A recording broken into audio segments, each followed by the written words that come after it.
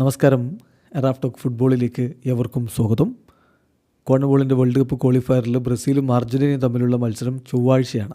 നമ്മൾ ഇന്ത്യൻ സമയം പറയുമ്പോൾ ബുധനാഴ്ച പുലർച്ചെ 5:30 അർജൻറ്റീനയിലെ ബ്യൂണസ് അയേഴ്സിലെ മോണമെൻ്റൽ സ്റ്റേഡിയത്തിലാണ് ആ കളി നടക്കുന്നത്. അതിന് മുന്നോടിയായിട്ട് ബ്രസീൽ ടീം ഇപ്പോൾ ബ്രസീലിൽ പരിശീലനം നടത്തിക്കൊണ്ടിരിക്കുകയാണ്. അർജൻറ്റീനയിലേക്ക് ട്രാവൽ ചെയ്തിട്ടില്ല. എന്നാൽ ഇന്നലെ ബ്രസീലിൻ്റെ പരിശീലനം നടക്കുന്ന മാനെ ഗഴിഞ്ച സ്റ്റേഡിയത്തിലൊരു മരണം സംഭവിച്ചു. ബ്രസീൽ ടീമിൻ്റെ പരിശീലനം 1 മണിക്കൂറിലധികം സമയം വൈകി എന്ന റിപ്പോർട്ട് പുറത്തേക്ക് വരുന്നുണ്ട്. അത് പുറത്തുവിട്ടിരിക്കുന്നത് ബ്രസീലിയൻ മാധ്യമം ഗ്ലോബോയാണ്. വിശദമായിട്ട് അവർ അതിലെ കാര്യങ്ങൾ പറയുന്നുണ്ട്. ഒരു ഫെയ്റ്റൽ ആക്സിഡൻറ്റ് ഇന്നലെ സംഭവിച്ചിരിക്കുകയാണ്. മാനെ ഗരിഞ്ചയിലെ സ്റ്റേഡിയം വർക്കറാണ് ഇന്നലെ മരണപ്പെട്ടത്. ഇലക്ട്രിക് ഷോക്കാണ് അദ്ദേഹത്തിന് സംഭവിച്ചിരിക്കുന്നത്. ഇലക്ട്രിക് ഷോക്ക് കണ്ട ഉടനെ തന്നെ അതുമായി ബന്ധപ്പെട്ട് മെഡിക്കൽ കെയർ പ്രോട്ടോക്കോളൊക്കെ ആക്റ്റീവാക്കി.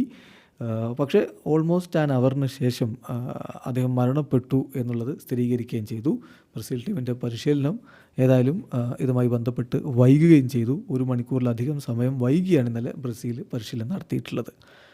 പക്ഷേ ഇന്നലത്തെ പരിശീലനത്തിൽ വിനി ജൂനിയർ ടീമിനോടൊപ്പം പ്രാക്ടീസ് ചെയ്യുന്നുണ്ടായിരുന്നില്ല. വളരെ കുറഞ്ഞ സമയത്തുള്ള ഒരു പ്രാക്ടീസാണ്, അതായത് ബോൾ കൊണ്ടുള്ളൊരു പ്രാക്ടീസ് നടത്തിയതാണ് ഇന്നലെ ബ്രസീൽ ടീം നടത്തിയത്. എന്നാൽ വിനി ജൂനിയർ തൻ്റെ ബൂട്ടൊന്നും ധരിക്കാതെ സ്റ്റേഡിയത്തിന് ചുറ്റും, ഗ്രൗണ്ടിന് ചുറ്റും നടക്കുക മാത്രമാണ് ചെയ്തത്. ബാക്കി താരങ്ങളെല്ലാം ഗ്രൂപ്പായിട്ട് നോർമലി ട്രെയിനിങ് നടത്തുകയും ചെയ്തു എന്നാണ് ഇപ്പോൾ ഗ്ലോബോയുടെ റിപ്പോർട്ട്. ഡൊറിവാൾ ജൂനിയർ 4 ചേഞ്ചുകളെങ്കിലും കൊളംബിയക്കെതിരെയുള്ള മത്സരത്തിന് ശേഷം അർജൻറ്റീനയ്ക്കെതിരെ വരുത്തും എന്നാണ് മനസ്സിലാക്കാൻ കഴിയുന്നത്. അത് സ്വാഭാവികമാണ്. കാരണം പരിക്ക് പറ്റിയ ആലിസൺ ഇല്ല, അതുപോലെ സസ്പെൻഡഡായ ഗബ്രിയൽ മെഗല്ലസും ബ്രൂണോ ഗുയിമറസും ഇല്ല, പരിക്കേറ്റ ഗേഴ്സണുമില്ല. ഇവർക്ക് പകരം ഇപ്പോൾ ബെൻഡോ, ആൻഡ്രെ എന്നീ താരങ്ങൾ സ്റ്റാർട്ട് ചെയ്യുമെന്ന കാര്യം ഉറപ്പാണ്.